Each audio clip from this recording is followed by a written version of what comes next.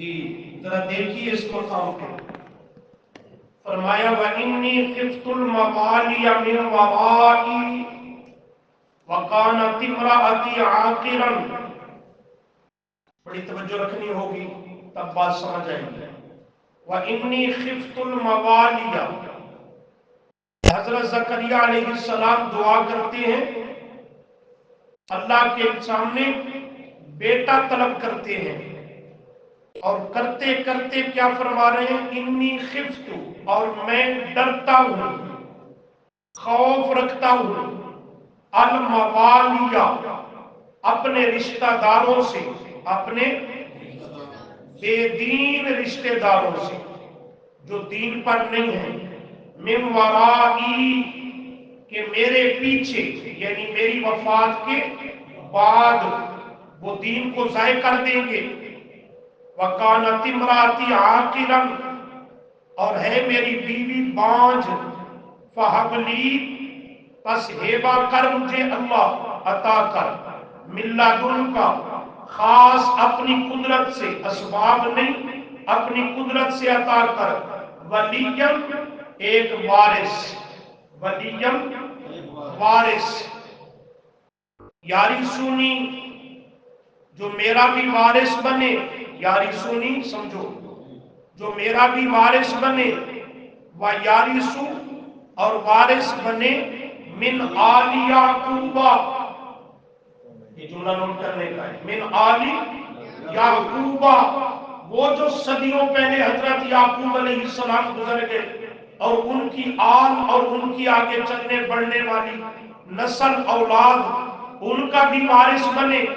وَجْعَلْهُ، اور بنا اس میرے بیٹے کو جو تجھ سے مانگ رہا ہوں، ربی، آئے میرے رب، رضیہ، پسندیدہ، اپنا محبوب اور پسندیدہ بنا. یہ حضرت زکریا علیہ السلام دعا مانگتے ہیں. اللہ نے جبرائیل کو بھیجا، یا زکریا.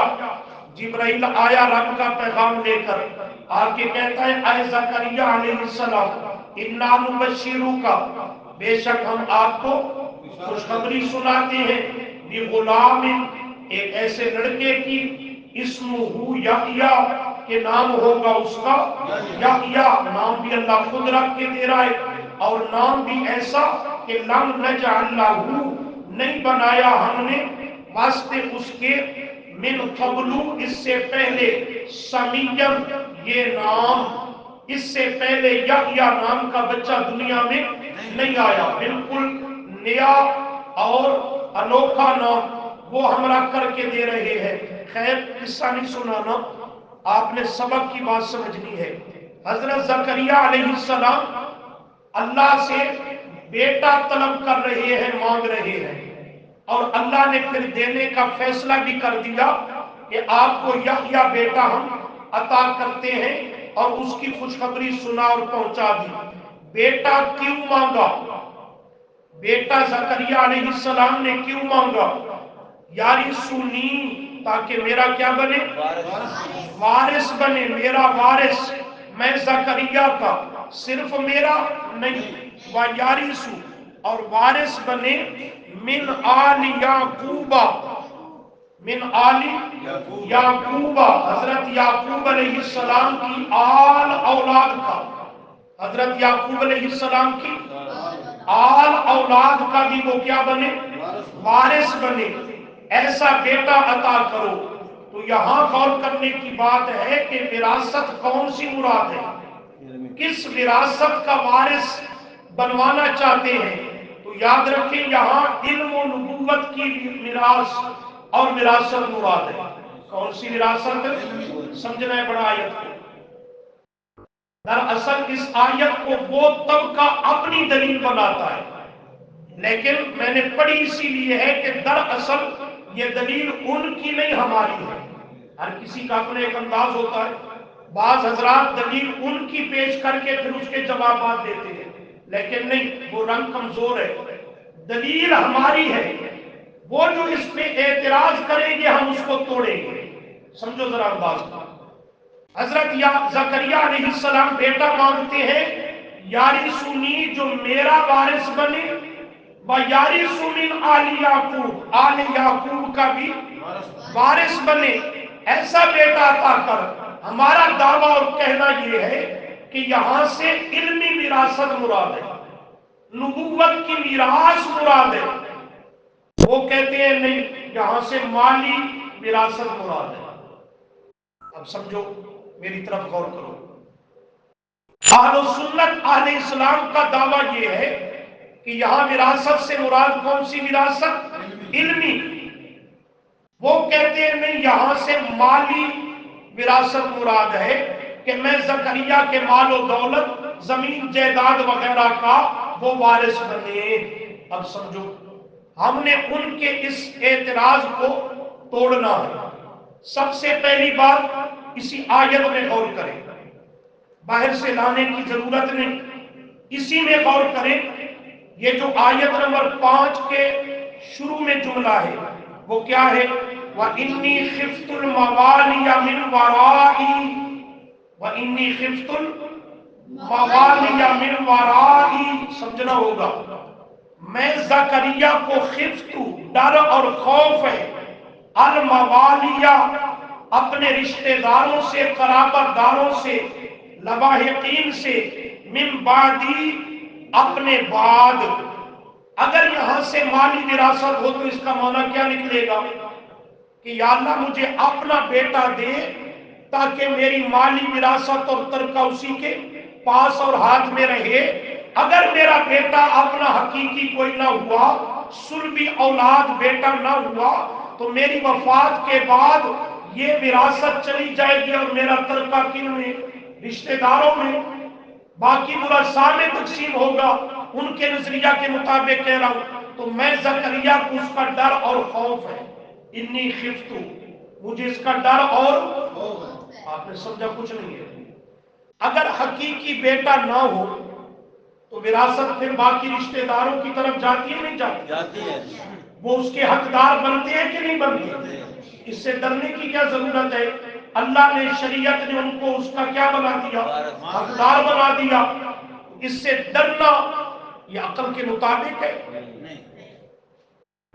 اللہ نے ان کو حقدار اگر بنا دیا اور ان کا حق اس میں رکھ دیا تو پیغمبر ہو کہ اسے کیوں ڈرے؟ یہ پیغمبر کی شان کے مناسب ہے؟ اگر سمجھ میں بات آئی تو انی خفت الموالیہ من ورائی، میری ہے وراثت باقی رشتہ داروں میں چلی جائے گی، لہذا مجھے اپنا حقیقی بیٹا عطا کر۔ یہ پیغمبر کی شان ہے؟ اگر حقیقی بیٹا نہ ہو تو وہی اس کے حقدار ہے، تو ان کے پاس ان کا حق جائے، اچھی بات ہے، اس سے خوف کی کیا ضرورت ہے؟ اس سے ڈرنے کا کیا معنی ہے؟ تو دراصل بات یہ ہے کہ یہاں مالی وراثت کی بات ہی کوئی نہیں، بات یہ ہے انی خفت الموالیہ من ورائی، یا اللہ اگر میرا حقیقی بیٹا کوئی نہ ہوا، میری علمی میراث اور نبوت کو سنبھالنے والا، لوگوں کی درست تعلیم و تربیت کرنے والا، تو میرے قرابت داروں میں سے جو ایمان نہیں لائے اور مخلصانہ انہوں نے مشن میرا قبول نہیں کیا، میں جب تک ہوں تب تک تو میرا ڈنڈا سوار ہے، انہیں ادھر ادھر نہیں ہونے دیتا۔ من ورائی، جب میں دنیا سے چلا گیا وہ اس تیرے سچے دین توحید کو ضائع اور برباد کر دیں گے۔ یا اللہ انی خفتو، مجھے اس کا خوف ہے کہ دین اور تیری توحید لاوارث ہو جائے گی، اور یہ فکر اور خوف رکھنا یہ عین پیغمبر کی شان کے لائق اور مناسب ہے۔ یہ پیغمبر اسی بات کا فکر مند ہوتا ہے۔ یہ کوئی بات سمجھ آئیے کہ نہیں سمجھ؟ اسی آیت پہ دوسرا جملہ سمجھو کہ حضرت زکریا علیہ السلام اللہ کا پیغمبر ہے، اور آپ جملہ سن چکے ہیں، پیغمبر کسی کا وارث نہیں بنتا مالی وراثت میں، آگے کسی کو وارث بھی مالی وراثت میں نہیں بناتا۔ کیوں نہیں بناتا؟ علت کیا ہے؟ علت آپ کو عرض کی کہ پیغمبر کا مالی وراثت سے کوئی مال و دولت سے تعلق نہیں ہوتا، پیغمبر کے مقاصد میں سے یہ نہیں۔ یہ زکریا پیغمبر ہے، اپنی مال کی اتنی فکر لگی کہ اللہ سے بیٹا مانگتا ہے کہ میرا مال اور ترکہ کل کو کسی اور کے ہاتھ میں نہ چلا جائے. یہ دنیا کی اس قدر حرص و حوث یہ پیغمبر کی شان کے لائق ہوگی؟ یہ جملہ اور اس آیت سے مالی وراثت کا قول کرنا یہ خود پیغمبر کی شان کے لائق اور مناسب نہیں. اور تیسرا جملہ یہاں یہ صرف نہیں کہ یاری سنی وہ میں زکریا کا وارث بنے، آگے کیا ہے؟ وَيَارِثُ مِنْ، میں نے کہا یہ جملہ نوٹ کرنے کا ہے. وَيَارِثُ مِنْ آلِ یعقوب، بیٹا سمجھو تو اپنے والد کی مالی میراث کا وارث تو بن سکتا ہے، لیکن جو صدیوں پہلے اس کے دادا پردادا وہ پچھلے اس سے پچھلے اس سے پچھلے ان کا بھی وارث بنے گا مالی وراثت میں؟ یہ یارث من آل یعقوب کیا ہے؟ یعقوب پیغمبر، پھر ان کا بیٹا یوسف پیغمبر، پھر آگے سینکڑوں پیغمبر یہ چلتے چلے آئے. پھر حضرت زکریا کا زمانہ آیا، حضرت زکریا رب سے بیٹا مانگ رہا ہے. کیوں؟ اس لیے کہ میرا بھی وارث بنے، اور یعقوب سے لے کر بعد میں یہ جو کئی وہ نسلیں گزر چکی ہیں، آل یعقوب اولاد یعقوب وہ بنی اسرائیل کی یارثو، یہ ان کا بھی کیا بنے؟ اسی شریعت میں ہے قانون کہ ان پچھلوں کا بھی مال اسے ملے گا، ان کا مالی وارث بن سکے گا نہیں. تو دراصل بات یہ ہے کہ یہاں علمی وراثت مراد ہے. کون سی؟ وہ جو انبیاء کی چلی آ رہی ہے، حضرت یعقوب سے یوسف سے چلتے چلتے چلتے سارے انبیاء وہ اسی میراث کو سنبھالتے چلے آئے.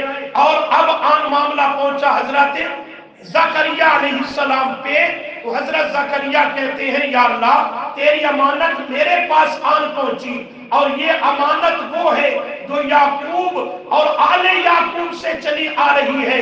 مجھے ایسا لائق بیٹا عطا کر جو ان کا یہ علمی مشن بھی سنبھالے، میرا یہ پیش کردہ مشن جو امانت میں آگے سونپ رہا ہوں اسے بھی سنبھالے. ایسا مجھے نیک بیٹا لائق بیٹا عطا کر. یارثنی و یارث من آل یعقوب وجعلہ ربی رضیا. اللہ نے پھر بیٹا دینے کا فیصلہ کیا، بیٹا دینے کا، اور نام بھی خود رکھ کے دیا. ذرا یحییٰ نام رکھا. اگلے صفحے پہ دیکھیں نا، ایک جملہ دوں آپ کو. یہ آیت نمبر 12، آیت نمبر 12 اگلے صفحے کی آخر سے چوتھی صفحہ، آیت نمبر 12 مل گیا جی؟ پڑھیے گا ذرا. یا یحییٰ خذ الکتاب بقوہ، مل گیا؟ یا یحییٰ اللہ نے بیٹا دے دیا، یحییٰ نام بھی رکھ کے دے دیا. اور اب حضرت یحییٰ جوانی کو پہنچے، اللہ نے منصب نبوت پہ بھی فائز کیا، نبی بیٹا عطا کیا. تو اب حکم کیا ہوا؟ یا یحییٰ، اے یحییٰ بیٹے زکریا علیہ السلام کے کیا کرو؟ خذ الکتاب بقوۃ، خذ پکڑو، خذ پکڑو، الکتاب کتاب کو، صحیفے کو، بقوۃ بڑی مضبوطی کے ساتھ. کیا مطلب؟ اس کو بیان کرو، اس کی اشاعت و ترویج کرو، اسی کا قانون جاری اور نافذ کرو، خود بھی اسی پہ عمل پیرا ہو جاؤ. خذ الکتاب یا خذ المال؟ سمجھ شریف میں بات آتی ہے. یا یحییٰ خذ المال بقوۃ، یا یحییٰ خذ الکتاب. وہ وراثت کون سی ہے؟ یارثنی و یارث من آل یعقوب. اگر وہ مالی وراثت ہوتی اور وہ حضرت یحییٰ کے ہاتھوں لگتی تو یا یحییٰ خذ المال ہونا چاہیے. اور یہاں کیا ہے؟ اس جملے نے میراث کو متعین کر دیا. وہ جو وارث بنا ہے میراث کا، تو وہ میراث اور وراثت کیا ہے؟ الکتاب. اور کتاب ہوتی ہے علم کا خزانہ. کس چیز کا؟ علم کا خزانہ. لہذا اسی کو مضبوطی سے پکڑو اور تھامو تو اس آیت میں یہ 4 نکات میں نے عرض کر دیے. کتنے؟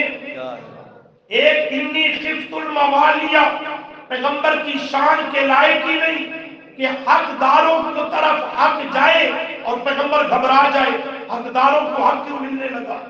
دوسرا، مال و دولت کی خاطر اس کی فکر میں اللہ سے بیٹا طلب کرے کہ مال کسی کے ہاتھ میں نہ جائے، یہ بھی پیغمبر کی شان کے لائق نہیں ہے. اور نمبر 3، یارث من آل یعقوب، آل یعقوب کا یہ مالی وارث بن ہی نہیں سکتا، کوئی قانون اور ضابطہ نہیں ہے. اور چوتھا، یا یحییٰ خذ الکتاب بقوہ، یہ میراث سے مراد رب کی کتاب ہے اور یہ علم کا خزانہ ہے. تو اس آیت نے واضح کر دیا اللہ کے نبی کی علمی میراث اور وراثت آگے چلتی اور جاری ہوتی ہے، مالی وراثت آگے جاری نہیں ہوا کرتی. اس لیے یہ آیت دلیل تیری نہیں میری دلیل ہے. یہاں مالی وراثت مراد ہی نہیں، یہاں وراثت مراد ہے کتاب و سنت کی، علم و حکمت کی، وہ نبی کی وراثت آگے چلتی ہے. ایک اور بھی اعتراض کرتے ہیں اس میں، آپ کی توجہ تو ہے نا. اعتراض کی یہ کرتے ہیں، بڑا عجیب سا اعتراض اور سادہ سا اعتراض ہے. وہ یہ کہتے ہیں کہ وراثت کا یہ جو لفظ ہے، وارث، وراثت، میراث، یہ جو لفظ بولا جاتا ہے تو یہ ہوتا ہی مالی وراثت کے لیے لفظ ہے. اس کا اطلاق، اس کا استعمال وہ کس وراثت پر ہوتا ہے؟ مالی وراثت پہ.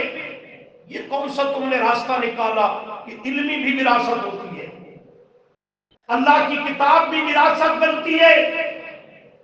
یہ کہاں سے نکالا تم نے؟ جب بھی یہ لفظ پڑھا جاتا ہے، بولا جاتا ہے، سنا جاتا ہے، ترکہ وراثت، فلاں وارث بنا، میراث فلانے کی، تو فوراً ذہن کس کی طرف جاتا ہے؟ کون سی؟ مالی وراثت کی طرف. اور تم نے اس کو اٹھا کے فٹ کر دیا علمی وراثت پہ، کتاب اللہ کی وراثت پہ. یہ درست نہیں.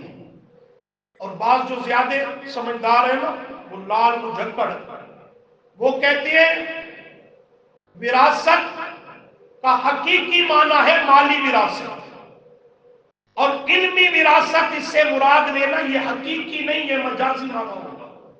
تو تم حقیقت بلا عذر چھوڑ کر مجاز کی طرف کیوں جاتے ہو؟ بات سمجھ میں آتی ہے؟ سوال اعتراض بظاہر تو معقول سی بات ہے کہ ہم بھی غور کریں اپنے معاشرے میں، تو وارث، وراثت، میراث، ترکہ، ذہن کس کی طرف جاتا ہے؟ مال دولت کی طرف جاتا ہے ذہن. عرف میں یہی ہے. اور دوسرا کہ یہ حقیقی مراد اس سے مالی ترکہ اور وراثت ہے، تم حقیقت کو چھوڑ کر مجاز کی طرف کیوں جاتے ہو؟ سنو جواب. میں نے کہا تم نے قرآن میں غور نہیں کیا، قرآن میں غور نہیں کیا. اگر غور کیا ہوتا تو قرآن مقدس جہاں مالی وراثت کے لیے وراثت کا لفظ بولتا ہے، جہاں کہیں شریعت میں برابر علم و نبوت، کتاب و سنت کے لیے بھی قرآن وراثت کا لفظ استعمال کرتا ہے. اگر تیری نظروں سے وہ آیتیں نہیں گزری تو اس میں ہمارا قصور تو نہیں. ذرا مطالعہ کر، قرآن کے قریب آئیے چند آیات دیکھیں. وراثت کا لفظ ہوگا اور اس سے مراد مالی وراثت نہیں ہوگی، اس سے مراد کتاب اللہ، اللہ کی کتاب، علم و حکمت، یہ وراثت مراد ہوگی.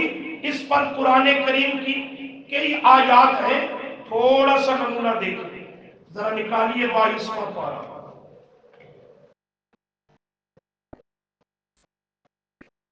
تھوڑا سا ساتھی پیچھے ہو جائے، باقیوں کو بھی قرآن کریم کی زیارت کا موقع ملے گا.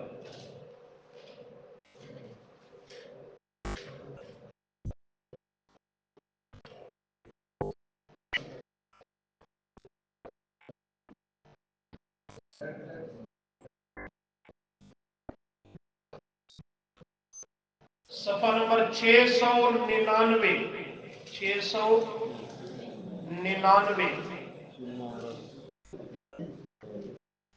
لائٹ ہے آن کر لو۔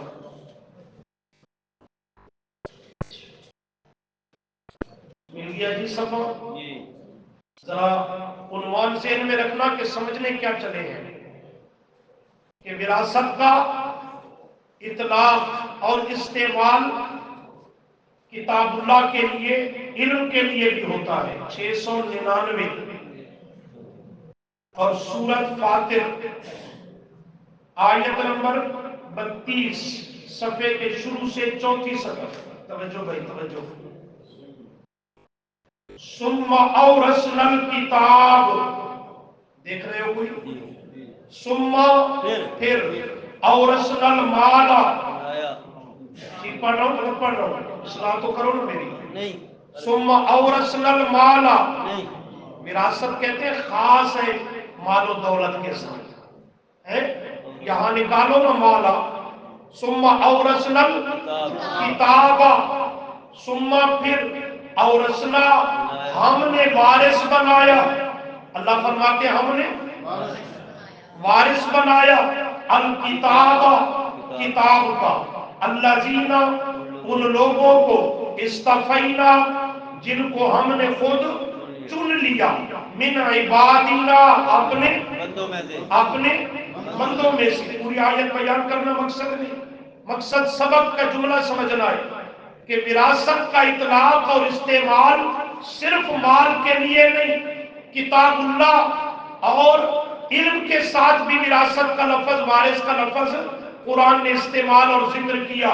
ثم اورثنا الکتاب الذین اصطفینا من عبادنا، من عبادنا، سمجھ گئے جملہ؟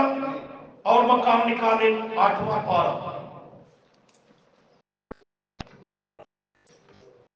سورہ اعراف 8واں پارہ،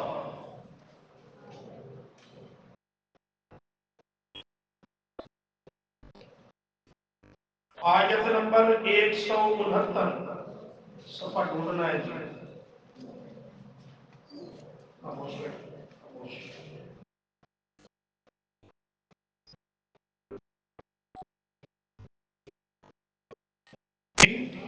نامہ پارہ سورہ اعراف جی، صفحہ نمبر دیکھیں 274، 274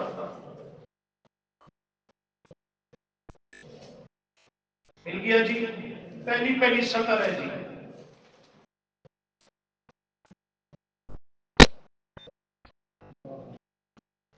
فخلف من بعدهم خلف، 274 پہلی سطر۔ فخلف من بعدهم خلف، خلف نالائق نااہل قسم کے جانشین، فرمایا ان کے بعد آئے اور وارث الکتاب، وارث بنائے گئے الکتاب، کس کا؟ یا مال و دولت کا، زمین جائیداد باغات کا نہیں، وارث الکتاب، کتاب کا ان کو وارث بنایا گیا، لیکن انہوں نے نااہل اور نالائق تھے نا، تو یاخذون انہوں نے لے لیا عرض ھذا الادنی، یہ قریب کا ظاہری دنیاوی منافع، دنیا کے حرص اور لالچ میں پڑ گئے اور اللہ کی کتاب کی انہوں نے پرواہ نہ کی، اس کی اتباع اور پیروی نہیں کی۔ اور اگر انہیں سمجھایا جاتا کہ اللہ کی کتاب کے وارث جو بنے ہو، اس کی ذمہ داری جو اٹھائی ہے وہ اب اس کے ساتھ وفا بھی کرو، وَيَقُولُونَ تو وہ آگے سے کہہ دیتے ہیں سَيُغْفَرُ لَنَا، ہم بخشے ہوئے ہیں، ہمیں زیادہ دقت محنت کی ضرورت، ہم بخشائے ہیں، سَيُغْفَرُ لَنَا، ہم بخشے ہوئے ہیں۔ خیر سبق کا جملہ وارث الکتاب یا وارث المال، دیکھ لو، وارث الکتاب، کتاب اللہ کا وارث بنایا گیا۔ 25واں پارہ، صرف اتنا نقطہ سمجھنا ہے کہ وراثت کا اطلاق اور استعمال صرف مال و دولت، زمین جائیداد باغ پہ نہیں، بلکہ کتاب اور علم پہ بھی، کتاب ہوتی علم کا خزانہ ہے، تو اس پہ بھی وارث اور وراثت کا اطلاق استعمال قرآن میں ہو رہا ہے۔ 25واں پارہ سورہ حامیم الشورى آیت نمبر 14 ہوگی جی، سورہ شورى آیت 14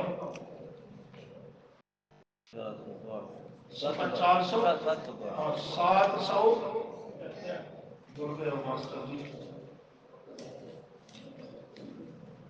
صفحہ 772 773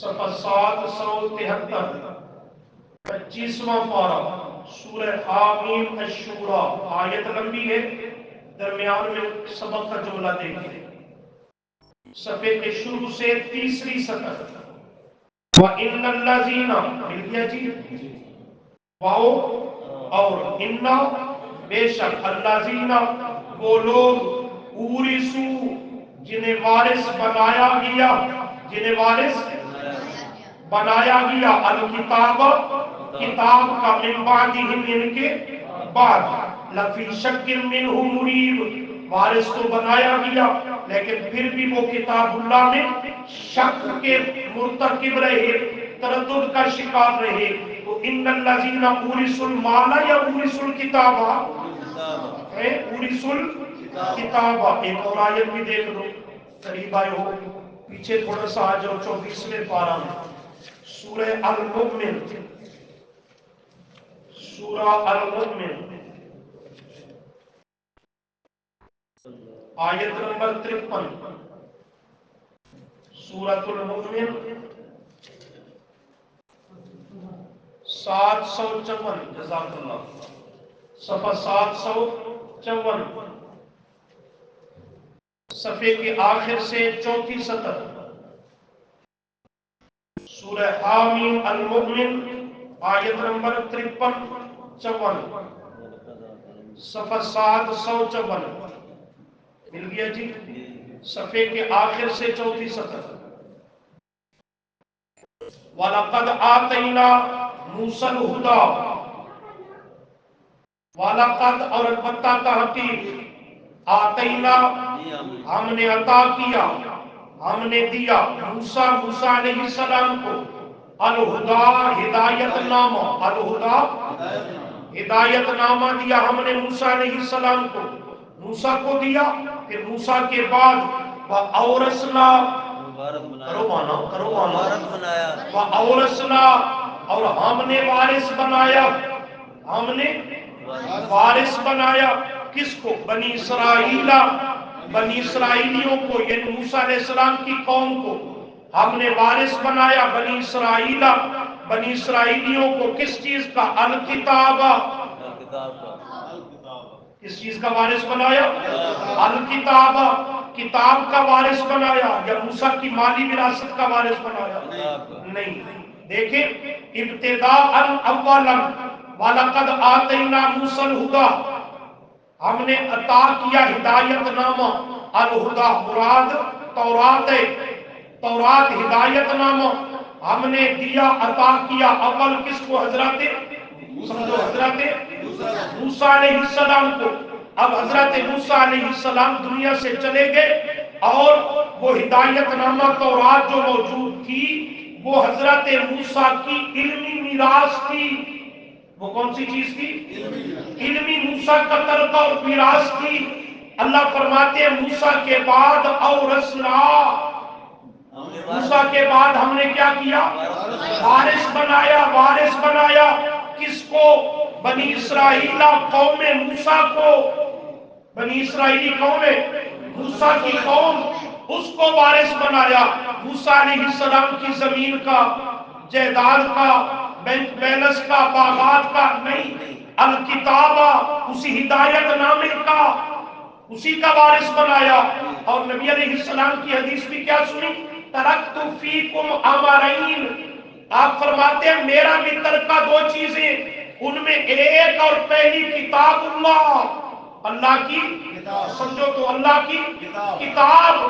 یہ آیت بتلاتی ہے موسیٰ کا ترکہ کتاب تورات. حدیث بتلاتی ہے ہمارے محبوب صلی اللہ علیہ وسلم کا ترکہ اور وراثت اللہ کی کتاب قرآن مقدس ہے. اور موسیٰ کی تورات کتاب موسیٰ کا ترکہ علمی میراث تھی. موسیٰ کے بعد اورثنا بنی اسرائیل. اس کا وارث کس کو بنایا؟ اس کا وارث کس کو بنایا؟ موسیٰ کی یہ علمی میراث وراثت اور ترکہ اس کی قوم بنی اسرائیل کی طرف آیا کہ انہوں نے اس تورات کتاب کو ہدایت نامے کو لیا اور قبول کیا. اور نبی علیہ السلام کا ترکہ کتاب و سنت ہے. تو آپ کی وفات طیبہ کے بعد بھی آپ کا ترکہ میراث اور وراثت جو امت میں منتقل ہوتی ہے تو وہ کون سی ہے؟ کتاب و سنت. وہ کون سی ہے؟ کتاب و سنت. تو آیت نے موسیٰ کا ترکہ وراثت کو واضح کر دیا. حدیث نے میرے محبوب کے ترکے اور وراثت کو واضح کر دیا. دونوں پیغمبر ہیں اور دونوں کا ترکہ مال دولت نہیں ہے. وہ کیا ہے؟ وہاں کتاب و سنت اور یہاں اورثنا ہم نے وارث کیا بنی اسرائیل. بنی اسرائیلیوں کو موسیٰ کے بعد الکتابہ تورات کتاب کا ہدن جو اپنے زمانے اور وقت میں میری ہدایت تھی و ذکر اور بہت بڑی نصیحت تھی. کس کے لیے؟ لِأُولِي الْأَلْبَابِ عقل مندوں کے لیے، عقل والوں کے لیے. تو اس آیت نے دو چیزیں دے دی. ایک وراثت کا اطلاق اور استعمال صرف مال و دولت کی وراثت پہ نہیں ہوا کرتا. علمی میراث رب کی کتاب پہ بھی اس کا اطلاق ہوتا ہے. 4 آیتیں آپ کے سامنے اس پر پیش کر چکا ہوں. اور دوسرا اس آیت نے موسیٰ پیغمبر کا ترکہ اور وراثت کو متعین کر دیا. وہ مال و دولت نہیں تھی، وہ موسیٰ کی اترنے والی کتاب تھی، تورات تھی. اور حدیث نے میرے محبوب صلی اللہ علیہ وسلم کا ترکہ متعین کر دیا. اولہما کتاب اللہ و سنت نبیہ. وہاں بھی کتاب و سنت ہے. کتاب نام علم کا ہے اور سنت نام عمل کا ہے. سنت نام عمل کا ہے. تو بحث کیا چلی تھی؟ اعتراض یہ ہوا کہ وراثت وارث کا تعلق یہ ہمیشہ مالی وراثت پہ ہوتا ہے. اس کا اطلاق اور استعمال ہم نے ان کی اس اعتراض اور دعوے کو موقف کو توڑا اور قرآن کی 4 آیتوں کے ساتھ توڑا. بات سمجھ میں آئی ہے نہیں سمجھ میں؟ مال و دولت میں بھی اس کا استعمال ہوتا ہے لیکن کتاب و سنت علم و حکمت میں بھی اس کا استعمال ہوتا ہے. وہاں بھی حقیقتاً یہاں بھی حقیقتاً. حقیقت و مجاز کی بات ہی کوئی نہیں. فرق تیرے مطالعہ کی ہے، سمجھنے کی ہے. تو نے ایک رخ کو دیکھا اور ان آیات پہ تیری نظر ہی نہیں پہنچی.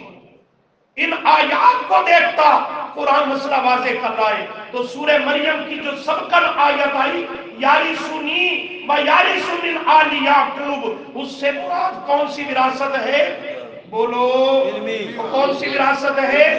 علمی وراثت ہے. حضرت زکریا علیہ السلام بیٹا طلب کرتے ہیں، یا اللہ بیٹا عطا کر، ایسا لائق اور ایسا دانا، اس کا اہل کہ جو میں امانت یہاں تک لایا ہوں میری اس امانت کو ضائع نہ ہونے دے. وَيَرِثُ مِنْ آلِ یعقوب، آگے کسی امانت کو پہنچاتا رہے اور اسے قائم اور سلامت رکھے. جب یحییٰ علیہ السلام بڑے ہوئے اللہ نے انہیں نبوت کے منصب پہ فائز کیا. جملہ سن چکے ہو سورہ مریم سے. اللہ نے اول خطاب ہی کیا تو فرمایا یا یحییٰ خذ الکتاب بقوہ. خذ الکتاب، یا یحییٰ خذ المالا نہیں، خذ الکتاب بقوہ. تو یہ سورہ مریم کی آیت بالکل واضح ہے. نبی کی علمی وراثت ہوتی ہے جو آگے جاری ہوتی ہے، نبی کی مالی وراثت جاری نہیں ہوتی. ایک اور آیت دیکھو 19واں پارہ سورۃ النمل صفحہ 602 602.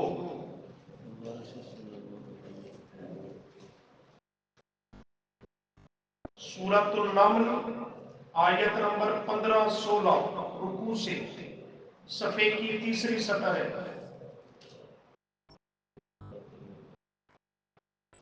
मिल गया जी।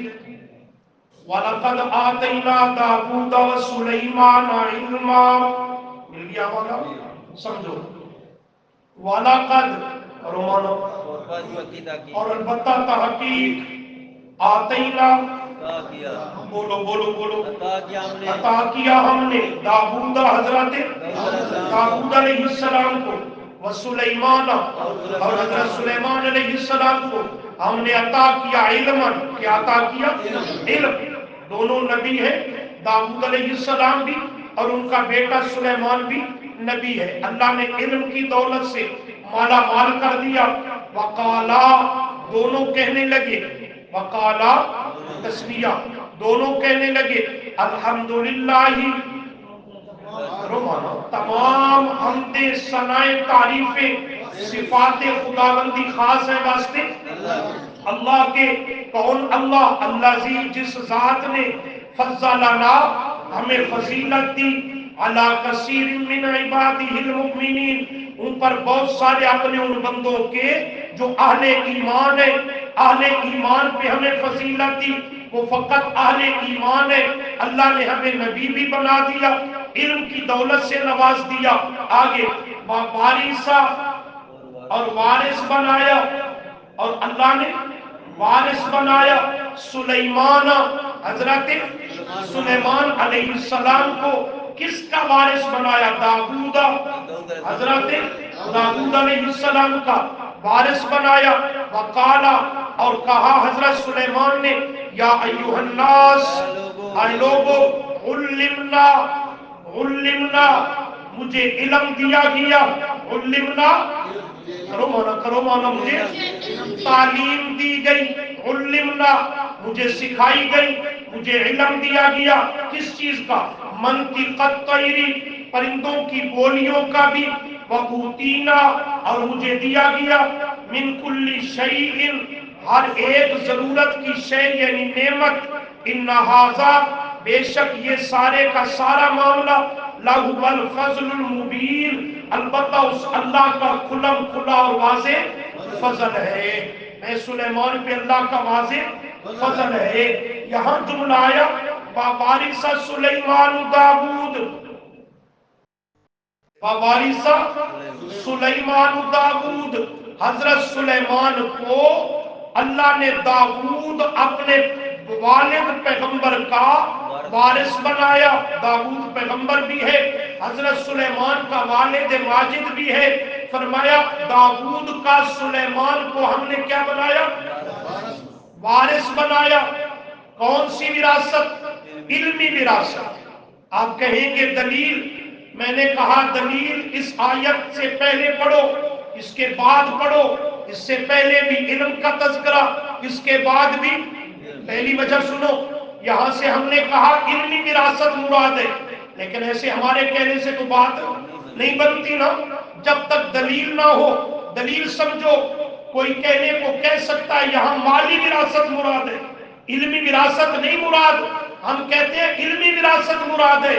दलील, अव्वल दलील सुनो, हम कहते हैं इसका सियाक पढ़ो, इसका सबाक पढ़ो, आगे पीछे पढ़ो, इससे पहले और बाद को पढ़ो। इससे पहले भी इल्म का तज़किरा, इसके बाद भी इल्म का तज़किरा, तो दरमियान में जिस विरासत का तज़किरा है वो भी इल्मी विरासत का तज़किरा है। कैसे? आयत के शुरू में वलक़द आतैना दाऊद व सुलैमान। आपने सुस्त नहीं होना, आपने बात को समझना है। ये तकरीर तो नहीं कि मैं बोलता चला जाऊं, ये तो सबक है। वलक़द आतैना दाऊद व सुलैमान, व सुलैमान किसका तज़किरा है? मालो दौलत का? इल्मन, इल्म का तज़किरा। ये इस जुमले से पहले, इस जुमले के बाद पढ़ो। वक़ाला या अय्युहन्नास, देख रहे हो नहीं देख रहे? वक़ाला या अय्युहन्नास उल्लिमना, किसका जिक्र है?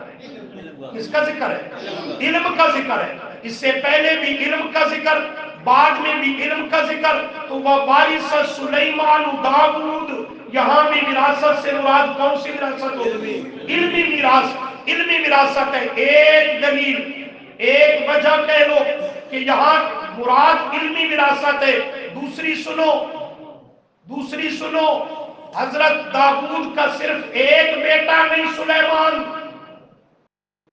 حضرت داؤد کا صرف ایک بیٹا نہیں، ان کے 18 بیٹے مفسرین نے ذکر کیے۔ کتنے؟ جو کتنے؟ 18 بیٹے ذکر کیے۔ کیا باقی 17 کا کوئی حق نہیں تھا مالی وراثت میں؟ کہ ان سب کو محروم کر کے ایک وارث سلیمان، حضرت سلیمان اکیلے کو باپ داؤد کا وارث بنا دیا، باقی 17 کہاں جائیں گے؟ ان کا حق کہاں جائے گا بھائی؟ اگر مالی وراثت ہو تو باپ کا ایک ہی بیٹا سلیمان مالی وراثت میں اس کا وارث بن سکتا نہیں۔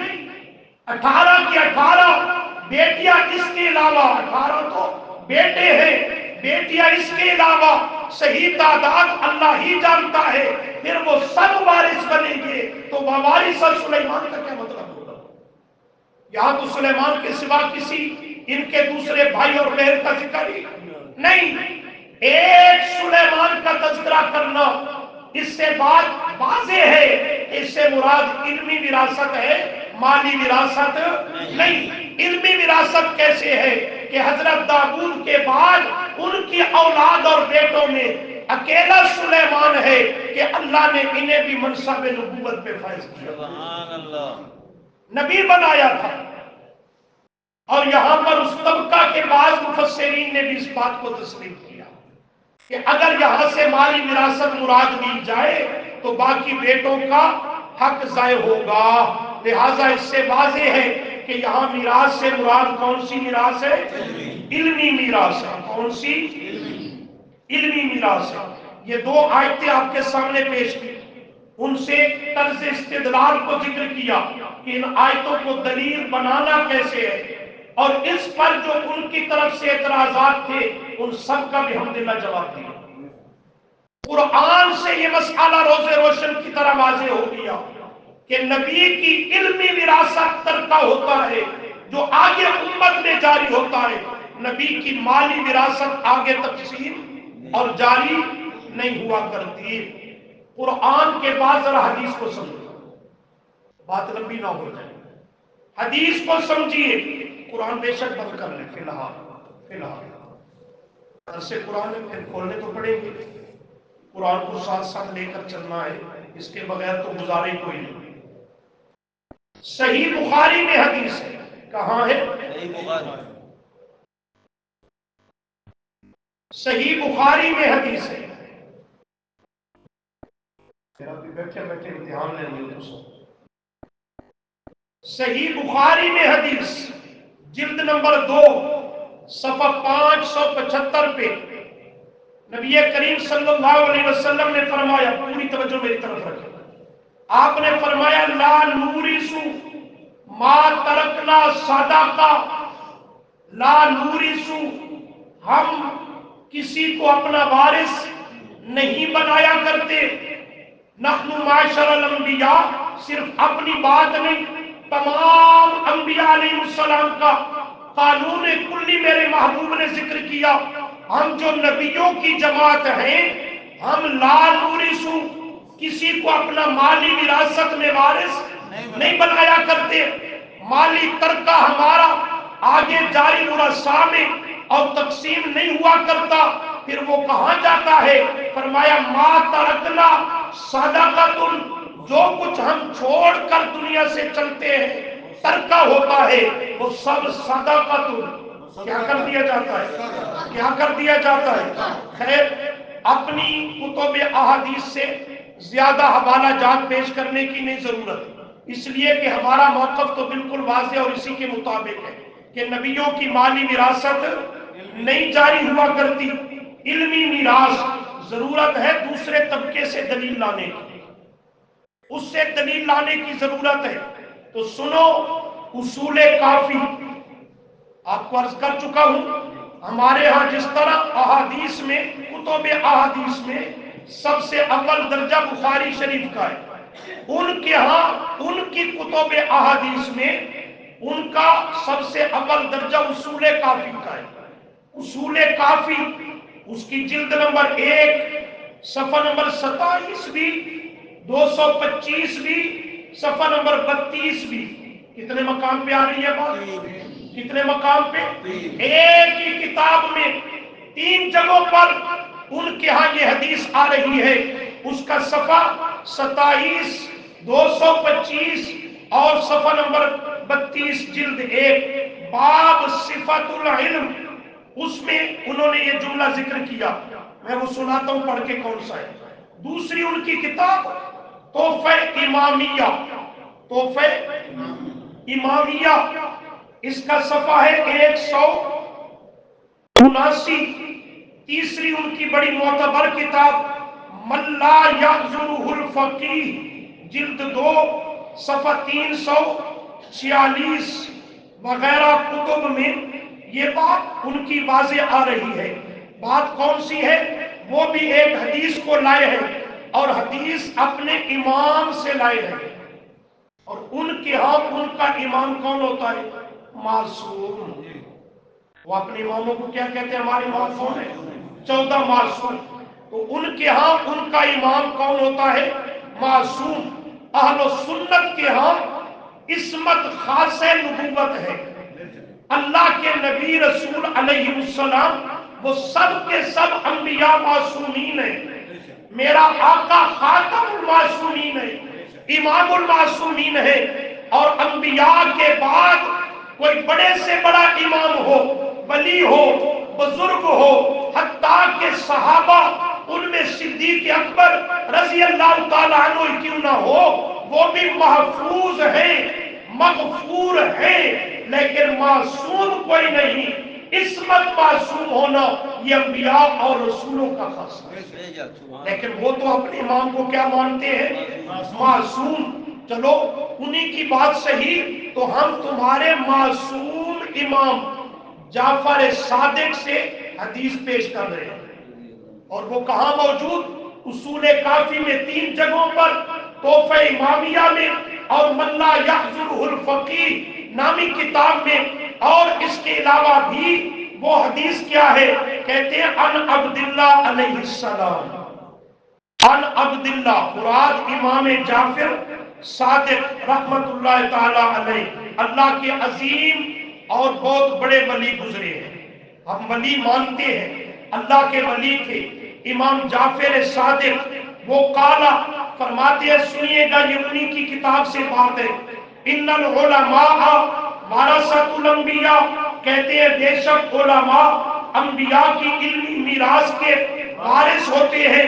آگے جملہ بڑا قابل غور فرمایا، ان الانبیاء، بے شک انبیاء کی جو جماعت ہے، لم یورثوا، لم یورثوا، وہ وارث نہیں بناتے. انبیاء کی جو جماعت ہے وہ کسی کو وارث نہیں بناتے. دینارن ولا درہمن، درہم و دینار کا، مال و دولت کا وہ کسی کو وارث نہیں بناتے. قرآن کو نہ مان، نہیں ماننا چاہتا، اہل سنت کی کتب احادیث کو نہ مان، نہیں ماننا چاہتا، کوئی بات نہیں. ہمارا نہ بن اپنا تو بننا، ہمارا نہ بن اپنا تو بن، یا انکار کر کے دیکھ کہ ہماری کتب میں یہ حدیث موجود نہیں ہے، پھر دکھانا ہماری ذمہ داری.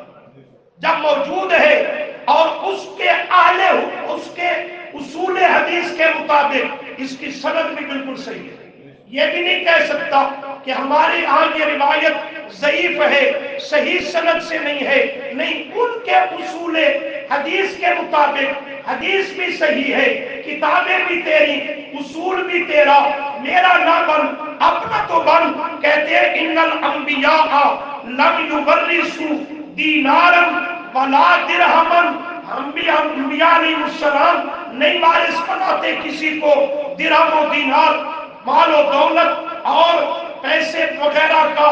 ولکن ورثوا العلم، ولکن ورثوا العلم، ولکن ورثوا العلم، انبیاء علیہ السلام علم چھوڑتے ہیں اور اس علم کی وراثت کا اپنی امت کو وارث بناتے ہیں۔ کون سی وراثت جاری ہوتی ہے؟ علمی وراثت۔ والرسول علم، لہذا فمن اخذ منہ، بس جو اس سے جس قدر چاہتا ہے حاصل کر لیتا ہے، اخذ بحظ وافر، اور جو اسے حاصل کر لیتا ہے وہ نبی کی میراث سے بہت بڑا حصہ وہ اپنی قسمت اور نصیب میں لے لیتا ہے۔ تو یہ احادیث میں بھی بالکل مضمون واضح ہے، جو اہل سنت کی کتب میں بھی کثرت کے ساتھ یہ احادیث موجود ہے، اور اس طبقہ کی کتب میں بھی کثرت کے ساتھ یہ احادیث متعدد کتابوں میں موجود ہے۔ ان کا فیصلہ بھی یہی ہے، نبی کی علمی میراث اور وراثت امت میں جاری ہوتی ہے، درہم دینار کی مالی وراثت امت میں جاری، اس میں نبی کا کوئی وارث بن سکتا نہیں ہے۔ بات تو واضح ہے، پر آئیے اس پر ایک سوال کیا جاتا ہے، وہ سوال سمجھنا ضروری ہے اور ساتھ جواب بھی۔ سوال بڑا بظاہر معقول ہے۔ وہ کہتے ہیں ٹھیک ہے فیصلہ ہو گیا، نبی کا مالی ترکہ جو ہوتا ہے وہ ورثاء میں آگے تقسیم اور جاری نہیں ہوتا، بلکہ کیا ہوتا ہے، اس کو کیا کر دیا جاتا ہے، صدقہ کر دیا جاتا ہے۔ وہ کہتے ہیں صرف باغ فدق تو مالی ترکہ نہیں تھا، ازواج مطہرات رضی اللہ عنہن کے تمام گھر، حجرے، حجرہ عائشہ، حجرہ حفصہ، حجرہ فلاں، وہ بھی نبی کے گھر تھے، آپ کی وفات کے بعد وہ بھی نبی کا ترکہ تھا۔ ازواج مطہرات سے وہ واپس لے کر آپ کے ان گھروں کو صدقہ کیوں نہیں کر دیا گیا؟ بات سمجھ میں آتی ہے؟ سوال سمجھو تو جواب عرض کروں گا نا، سوال سمجھ نہ آئے تو جواب کیسے سمجھو گے؟ ازواج مطہرات رضی اللہ عنہن جن گھروں میں حجروں میں رہا کرتی تھی، زندگی بسر کیا کرتی تھی، تو وہ گھر اور حجرے نبی علیہ السلام کے تھے۔ آپ کی وفات طیبہ کے بعد وہ بھی آپ کا ترکہ بن گئے، اور حدیث نے فیصلہ دیا ما ترکنا صدقۃ، جو کچھ نبی کا ترکہ ہوگا تو وہ کیا کر دیا جائے گا۔ جب یہی اصول ہے تو پھر ازواج مطہرات سے بھی وہ گھر مکان حجرے خالی کروا دیے جاتے، ان کو بھی صدقہ کر دیا جاتا، فقراء مساکین کے حوالے کر دیے جاتے، یہ صدقہ ہو گیا۔ جبکہ ایسا کیا نہیں کیا، ایسا کیا نہیں کیا۔ تمام ازواج مطہرات رضی اللہ عنہ انہی گھروں میں رہی، انہی حجروں میں رہی تا زندگی، ان سے واپس۔ سوال سمجھ آ گیا؟ جواب کیا دو گے؟ بولو کسی کے ذہن شریف میں ہے تو؟ بظاہر سوال تو سمجھ میں آتا ہے نا، معقول سی بات ہے، معقول سی بات ہے۔ بیٹی کو حصہ نہیں ملتا، مالی وراثت جاری نہیں ہوتی، بیویوں کو حجرے کیوں مل گئے؟ باقی جو ترکہ تھا وہ صدقہ کر دینا ہے، تو حجروں کو کیوں نہیں صدقہ کرنا؟ بظاہر سوال دل لگتا ہے، لیکن جواب بڑا آسان ہے۔ اس کے لیے قرآن کو لانا شرط ہے، قرآن اس کا جواب دیتا ہے۔ میں نے کہا یہ تیری غلط فہمی ہے، یہ تیری غلط فہمی ہے۔ وہ جتنے حجرے تھے، جتنے گھر اور مکانات تھے، ازواج مطہرات امہات المؤمنین رضی اللہ تعالی عنہن کے، وہ نبی کے نہیں رہے، نبی کی بیویوں کو دے دیے گئے تھے۔ وہ نبی کی بیویوں کو، نبی کی بیویوں کو کہتا ہے کس نے دیے؟ میں نے کہا اللہ نے دیے۔ سمجھو تو بات پوری سمجھو۔ کہتا ہے دے دیے گئے، نبی کے وہ گھر نہیں رہے، ازواج مطہرات کے نام ہو گئے۔ میں نے کہا ہاں۔ کہتا ہے کس نے دیے؟ میں نے کہا خود اللہ نے دیے۔ کہتا ہے کہاں اللہ نے چٹھی گھلی ہے، بھیجی ہے؟ میں نے کہا قرآن میں۔ کہاں بھیجی ہے؟ دیکھو 22واں پارہ لکھا ہے۔ ہم تو بھائی طالب العلم ہیں قرآن مقدس کی، اب اللہ ہمیں اسی پہ استقامت دے۔ کوئی بھی مسئلہ ہو لاؤ، رب کی کتاب پہ لا ریب فیصلے سناتی ہے۔ 22واں پارہ صفحہ 673، پہلا پہلا صفحہ 22 پارے کا۔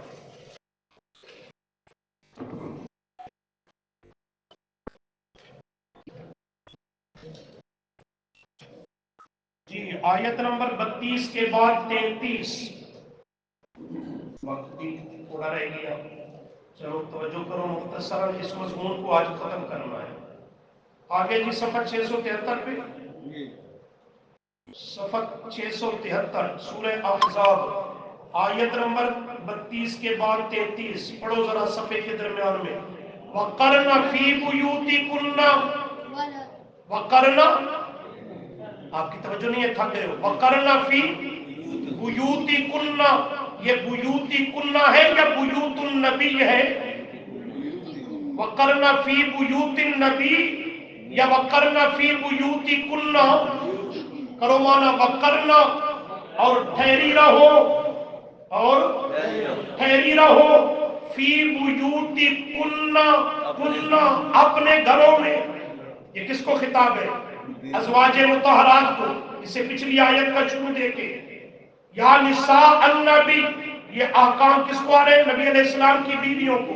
اور چلتے چلتے حکم دیا میرے نبی کی بیویوں، گھر والیوں، وَقَرْنَ، اور ٹھہری رہو، فی بیوتکن، اپنے گھروں میں۔ وہ گھر کس کے تھے؟ ان کے اپنے۔ وہ گھر کس کے تھے؟ ان کے اپنے۔ فی بیوت النبی نہیں، فی بیوتکن، یہ ان کو گھر اللہ نے دے دیے کہ نہیں دیے؟ نہیں سمجھ میں بات آئی؟ وَقَرْنَ فِي بُيُوتِكُنَّ، اپنے گھروں میں ٹھہری رہو، اپنے گھروں میں۔ وہ ان کے اپنے تھے، وہ ان کے نیچے آ جائے صفحے کے آخر سے دوسری سطر، آیت اس کی اگلی 34۔ وَاذْكُرْنَ مَا يُتْلَى فِي بُيُوتِكُنَّ، دیکھ رہے ہو؟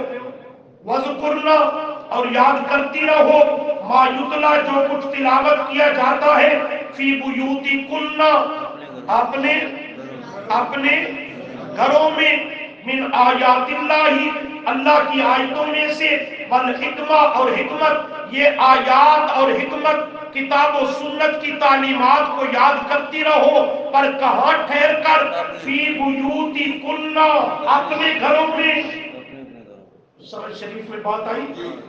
تو وہ زندگی میں آپ صلی اللہ علیہ وسلم کی ازواج مطہرات کو یہ گھر اور مکانات دے دیے گئے تھے۔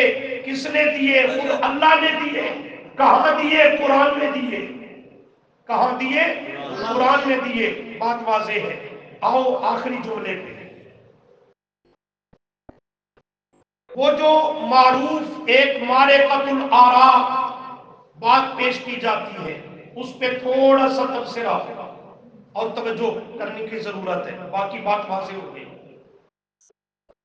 کہ سیدہ عائشہ، سیدہ فاطمہ الزہرا بطول جنت رضی اللہ تعالی عنہ، اپنے ابا جان کی وفات طیبہ کے بعد سیدنا صدیق اکبر رضی اللہ عنہ وقت کے خلیفہ بلا فصل ان کی عدالت میں تشریف لے گئیں، پوری توجہ کرنی ہے، اور جا کر کے فدق کا مطالبہ کیا۔ تو حضرت صدیق اکبر نے آگے سے وہ حدیث سنا کر جو ابھی آپ سن چکے ہیں، سیدہ کو واپس کر دیا اور سیدہ کو ان کا حق نہیں دیا۔ یہ سنتے رہتے ہو نا، اس کو تھوڑا سا سمجھو۔ اس میں بنیاد کیا ہے کہ سیدہ فاطمہ الزہرا رضی اللہ تعالی عنہ حضرت صدیق اکبر کی عدالت میں تشریف لے گئی اپنا حق لینے اور مطالبہ کرنے کے لیے، اپنے حق کا مطالبہ کرنے کے لیے۔ کیا خیال ہے سمجھدار پڑھے لکھے دوستوں؟ عقل میں یہ بات آتی ہے کہ سیدہ جن کے شرم و حیا اور پردے کا یہ عالم تھا کہ جب اخیر وقت قریب آیا، بیماری کی حالت میں ہے، تو پریشان ہو گئی، رونے لگی۔ تو ان کی جو خادمہ تھی، خدمت کرنے والی، بیماری کے ایام میں، مستقل نہیں، بیماری کے ایام میں جو سیدہ کی خدمت کرنے والی تھی، جانتے ہو کون تھی؟ نہیں نہ جانتے، ان باتوں کو یاد رکھو۔ سیدہ اسماء تھی، اسماء رضی اللہ تعالی عنہ، یہ کون ہے؟ ابو بکر کی بیوی رضی اللہ تعالی عنہ سیدہ اسماء۔ جب سیدہ فاطمہ بیمار ہوئی نا تو ان کی تیمارداری خدمت کے لیے حضرت صدیق اکبر نے اپنی بیوی کو بھیجا، اسماء جاؤ میرے آقا کی لخت جگر بیمار ہے۔ بیماری کے ایام میں ذرا پوچھئے اس طبقہ سے، یہ سیدہ اسماء حضرت صدیق اکبر کی رفیقہ حیات زوجہ محترمہ، یہ حضرت فاطمہ رضی اللہ عنہ کی تیمارداری خدمت کر رہی ہیں بیماری کے ایام میں۔ تم کہتے ہو ان کے درمیان دشمنیاں تھیں، عداوتیں تھیں، دشمنوں سے خدمتیں کروائی جاتی ہے۔ دشمن بھیجتے ہیں اپنی بیوی کو، جاؤ جا کے خدمت کرو۔ تو عرض یہ کر رہا ہوں، سیدہ اسماء قریب ہوئی، اللہ کے محبوب کی لخت جگر کیوں رو رہی ہو؟ کس چیز نے آپ کو پریشان کیا؟ فرمانے لگی، اسماء بات یہ ہے کہ میں جب فوت ہو جاؤں گی تو مجھے خطرہ ہے کہ کہیں میرے کفن پہ غیر محرم کی نظر نہ پڑ جائے۔ کس پہ؟ وجود مقدس پہ نہیں، چہرے پر انوار پہ نہیں، کفن پہ۔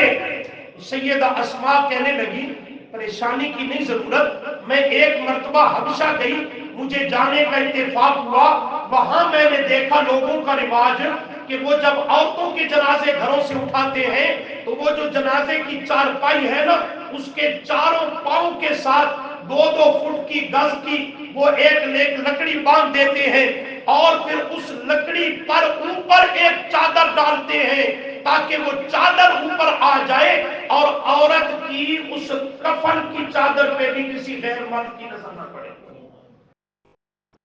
تو اہل سیرت نے ذکر کیا ہے، سیدہ فاطمہ یہ سن کر مسکرانے لگی اور فرمایا میں وصیت کرتی ہوں میرا رات کو جنازہ اٹھایا جائے اور یوں ہی میرے جنازے کے اوپر ایک اضافی چادر ڈال دی جائے تاکہ میرے کفن پہ بھی کسی کی نظر نہ پڑے۔ اس فاطمہ کو تو نے بھیجا ہے حضرت صدیق اکبر کی عدالت میں کہ اپنے وہ باغ فتح کا مطالبہ کرنے کے لیے بھیجے۔ سمجھ میں آتی ہے بات نہیں آتی؟ تھوڑا سا غور کر لو، سمجھ میں بات آئے گی۔ میں نے پوچھا حضرت علی کہاں تھے؟ جب فاطمہ رضی اللہ عنہ تشریف لے گئی، حضرت علی کہاں تھے؟ گھر میں۔ کیا خیال ہے؟ اپنے معاشرے میں اتر کے دیکھو، کوئی شریف الطبع غیرت مند آدمی اپنا حق بھی ہو وہ بیوی کو یوں بھیج دے گا جاؤ تم عدالت میں گھر میں ہوں؟ عقل سمجھ میں بات آتی ہے؟ حضرت علی اور سیدہ فاطمہ تو غیرت کے بادشاہ ہیں، شرم و حیا کے پیکر، ان کی تعلیم و تربیت میرے آقا کی گود میں ہوئی ہے۔ ان کے لیے یہ تصور کرتے ہو کہ سیدنا علی رضی اللہ عنہ گھر میں تشریف فرما ہے اور بیوی کو بھیجتے جاؤ حضرت صدیق اکبر سے فتح کا مطالبہ کر کے آؤ۔ صاف جھوٹ اور کذب بیان ہے، اصل حدیثوں کو تم نے دیکھا نہیں، ہاتھ تک نہیں لگایا۔ حدیث میں لفظ ہے ارسلت کا، کس کا لفظ ہے؟ ارسلت۔ ارسلت کا معنی خود جانا نہیں ہوتا، ارسال سے ہے دوسرے کو بھیجنا ہوتا ہے۔ فرق سمجھ میں آتا ہے نہیں آتا؟ ارسلت سیدہ نے ایک آدمی کو بھیجا، ارسلت ارسال، ارسال کا کیا معنی ہوتا ہے؟ بھیجنا، روانہ کرنا۔ سیدہ قطر تشریف نہیں لے گئی، نہ ان کی شان کے لائق تھا، نہ حضرت علی کی غیرت کے مناسب تھا۔ انہوں نے ارسلت کا لفظ ہے حدیث میں، وہ ایک آدمی کو بھیجا اور وہ بھی باپ کا مطالبہ کرنے کے لیے نہیں، مسئلہ پوچھنے اور وضاحت طلب کرنے کے لیے، وضاحت طلب کرنے کے لیے بھیجا۔ آگے کیا کہتا ہے؟ ایک تو یہ نقطہ سمجھ لیں کہ سیدہ خود تشریف نہیں لے گئی، نہ ان کی شان کے لائق ہے، نہ حضرت علی شیر خدا کی شان کے لائق، بلکہ ایک آدمی کو بھیجا گیا جا کے حقیقت حال کو معلوم کر کے آؤ۔ ایک بات۔ دوسری بات کیا کہتے ہیں؟ سیدہ نے جا کے مطالبہ کیا تو حضرت صدیق اکبر نے آگے سے کیا کیا؟ حدیث سنا کر کے واپس کر دیا کہ تیرے ابا جان کی حدیث فرمان ہے کہ ہم نبیوں کی مالی وراثت جاری نہیں ہوتی، واپس کر دیا اور ان کو حق نہیں دیا۔ میں نے کہا اگر تیری بات کو لے لیا جائے کہ سیدہ تشریف لے گئی، آگے حضرت صدیق اکبر نے حدیث سنا دی، حدیث سنانا جرم ہے، حدیث سنانا کوئی جرم ہے؟ کوئی حدیث سنائے تو وہ قابل طعن ہوگا، قابل ملامت ہوگا، اور یہاں تو معاملہ بڑا مہنگا پڑے گا۔ حدیث سنانا جرم نہیں، حدیث سن کر نہ ماننا معاملہ الٹ ہو جائے گا۔ لیکن ہم تو اس کے قائل نہیں، ہمارے لیے تو سیدہ رضی اللہ تعالی عنہ بطول جنت، جنتی عورتوں کی سردار، وہ ہمارے سروں کا تاج، جس کے دوپٹے کے تقدس پہ کائنات کی بیٹیوں کو قربان اور فدا کر دیا جائے، لیکن تیری زبان سیدہ کی عظمت پہ بھی وہ جرح کرتی ہے کہ حضرت صدیق اکبر نے حدیث سنائی، حق نہیں دیا، واپس کر دیا، تو کہتا ہے سیدہ پھر ناراض ہو گئی اور پوری زندگی حضرت صدیق اکبر سے ناراض نہیں۔ کوئی حدیث سن کر کوئی ناراض ہو، آج کے دور کا کوئی گناہگار ناراض ہو، سیدہ بھلا کیوں ناراض ہو، سیدہ کیوں ناراض ہو؟ اور دوسری بات، حضرت صدیق اکبر رضی اللہ تعالیٰ عنہ نے حدیث سنا دی اور سیدہ فاطمہ رضی اللہ عنہ کہتا ہے غازی بت فاطمہ ناراض ہو گئی۔ یاد رکھیں میرے دوستو، یہ غازی بت کا جو لفظ اور جملہ ہے یہ راوی کی اضافت اور اس کا بڑھایا ہوا اور تخیل ہے، اصل حدیث میں غازی بت نہیں، اصل میں ہے لم تتکلم، اصل حدیث میں یہ عبارت ہے، لیکن یہ لوگ پوری بات کو دیکھتے نہیں۔